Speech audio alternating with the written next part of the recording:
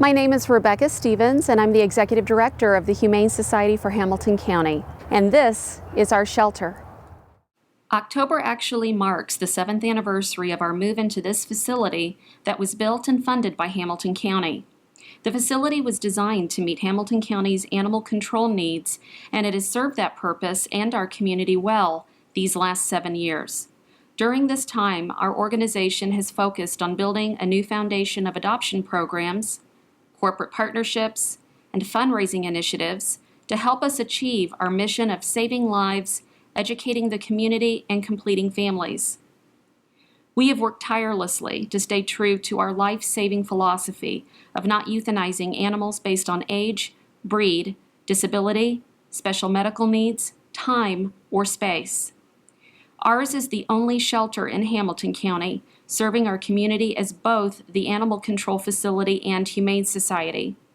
We are an open admission facility, which means we accept stray and unwanted animals from Hamilton County residents and animal control 365 days a year, regardless of how full we are or how depleted our resources may be. An alarming increase in the number of surrendered pets, especially seniors, and a steady stream of stray and abandoned animals makes finding space for them all a daily struggle. Our growth over the last 7 years and no-kill efforts have driven us to a point where we simply need more room and a different building design to achieve necessary cost-saving efficiencies, better disease control, and offer improved quality of life for our animals as they wait for a home. To help you better understand our daily challenges and opportunities for improvement, let's take a quick tour. The Sally Port is the first point of entry into the building for all new dogs and cats. There is 24-hour access to this area for animal control. Depending on how full we are or what time an animal is brought in, animals may be in this holding area for 48 to 72 hours. The first challenge with this area is that there is no air conditioning. On hot summer days, the temperature rises in excess of 90 degrees, making the living conditions at times dangerous for the dogs and unbearable for the employees who must clean and care for them. Portable air conditioning units are currently used, but the circuitry cannot handle the load, and those units shut themselves off multiple times a day and overnight. The second challenge is that this design called for both dogs and cats to be contained in this one area upon arrival. As you can see, there is no space to add cat cages, nor is it in the best interest of a cat's emotional well-being to be housed directly across from barking dogs. Which brings us to our next challenge. Without an intake area for cats, we had to convert this storage room into our cat arrival area. Unfortunately, the ventilation in this room is not designed for housing animals, so we have issues with disease control from the moment a cat arrives. Additionally, there isn't enough space here to house the volume of cats we receive each week, so we are forced to place cages in our back hallway.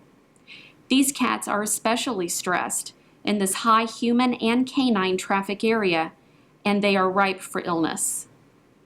As a facility that accepts all animals from Hamilton County's residents and animal control, we receive many animals who are very sick or seriously injured upon arrival. Our isolation area is designed to house 20 sick cats and 6 sick dogs comfortably. Unfortunately, we average closer to 35 sick cats and sometimes up to 20 or more sick dogs at a time. So as you'll see in a moment, we're forced to place sick animals in other areas of the building that are shared with healthy animals and manage the spread of disease to the best of our ability. One of the best opportunities for better disease control is to have a quarantine area where new arrivals would stay until they are cleared of any contagious illnesses and then placed into the general population. This room is essentially our clinic. This is where all animals are processed and examined upon arrival, and where we conduct all medical procedures. Other than the obvious challenge of this being a very small space, we are also very limited to the medical procedures and life-saving measures we can do in-house. Without oxygen or access to anesthesia, which is not built into this area, we must send all of the animals who need emergency care or even basic procedures out to the veterinarians who work with us. While they do offer their services at a discount, the cost savings opportunity of handling more procedures in-house would be significant. Every animal receives a warm blanket or bed each day. And with nearly 400 animals in the building during peak times, that's a lot of laundry. Two primary challenges with this area are that it is not big enough for the volume of laundry we do, but more importantly, it is located in the center of the building where all new arrivals must pass by on their way to the adoptable areas, and all sick animals must pass by on their way to isolation. Staff pass by this room multiple times a day as well. This room is filled with opportunities to spread illness with the amount of soiled and contaminated bedding waiting to be cleaned. Ideally, the laundry room would be located at one end of the building. Stray cats and dogs must be held for 7 days per the Hamilton County Ordinance. This is the holding area for cats. It is the only area to house cats who are not yet available for adoption, so we must also house pregnant or nursing mothers and cats who are frightened and going through socialization in here. Our challenges with this space are that it is not large enough to house the volume of cats we receive, and it is a very stressful area to house the frightened or nursing mothers that you see here in these cages covered by blankets. Because we had to convert one storage room into a cat intake area, this is the only other storage room in the facility. With all of the supplies, donations, and marketing event items that we have, this just isn't enough space to store everything. In fact, we pay for 2 off-site storage units to store our remaining supplies. Other than the obvious challenge of not having enough storage space, we also use this room on cold and rainy days for our temperament testing and any dog behavior work we do. There is no area in the building for us to safely conduct those tests or work with dogs on their training issues.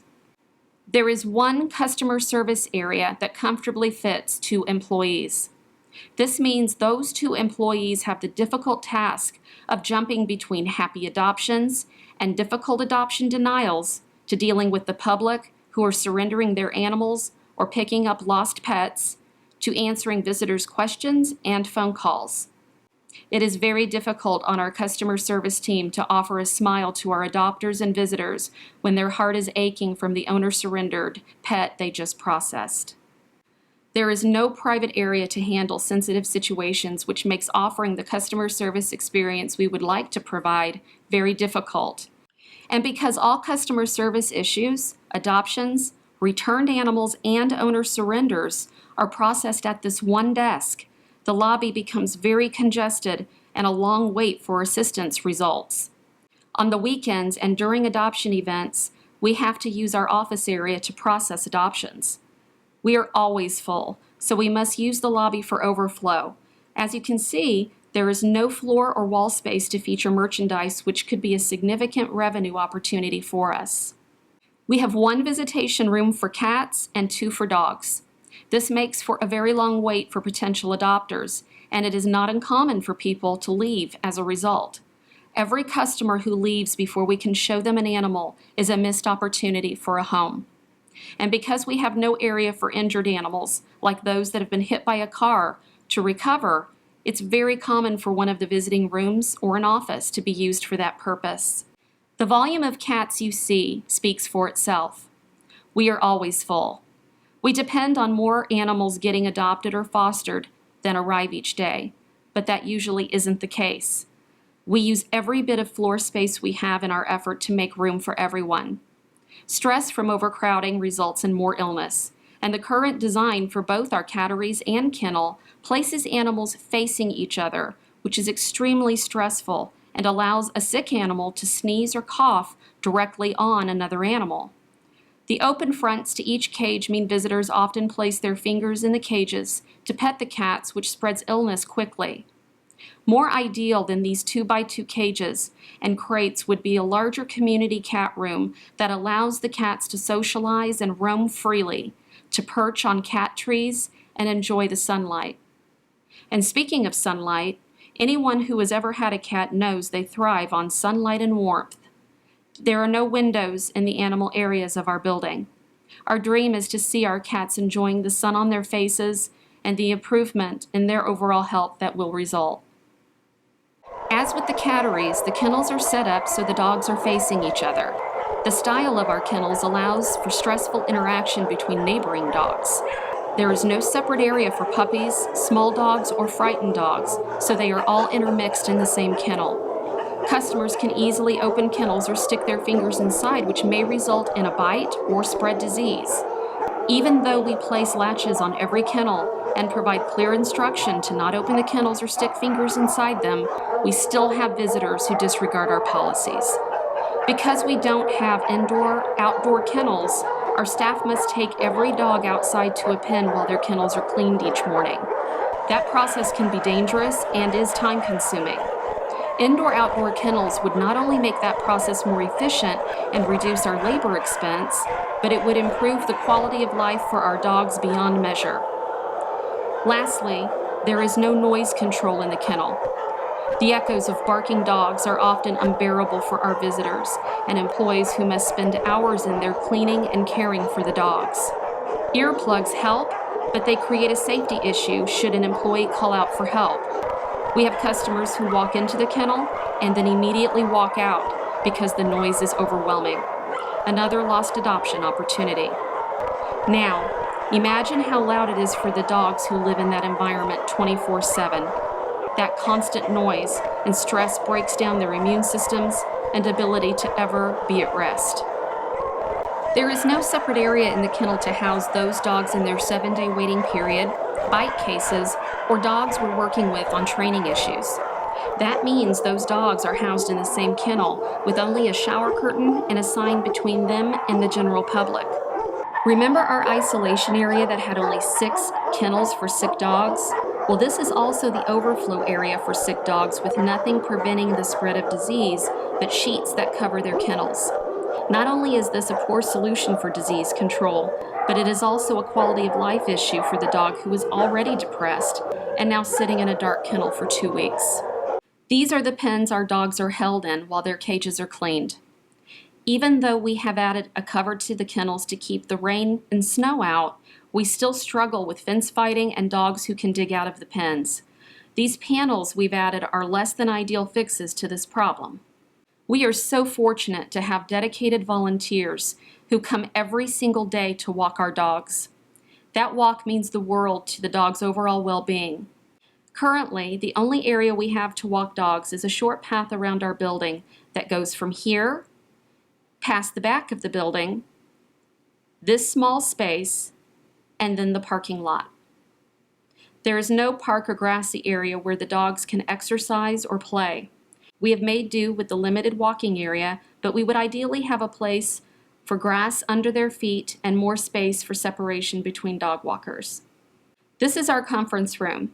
It is the only meeting area in our building. Our staff meetings and volunteer orientations, which include 20 to 30 people, will not fit in this room. This makes employee training and orientations extremely difficult and less efficient than they could be. We do a lot of work with the Girl and Boy Scouts who often come here for tours and education. Without any place to house the groups of 15 or more children, we have to talk with them in our lobby or outside. And yes, we must also use this space for storage. Even with all of these daily challenges, our remarkable staff, board, and volunteers have made the Humane Society for Hamilton County one of the only no-kill open admission facilities in the country. But now, it's time for us to join together and solve these challenges so we can build a world-class humane society that the residents and animals of Hamilton County deserve. It's time. It's time. It's time. It's time. It's time. It's time.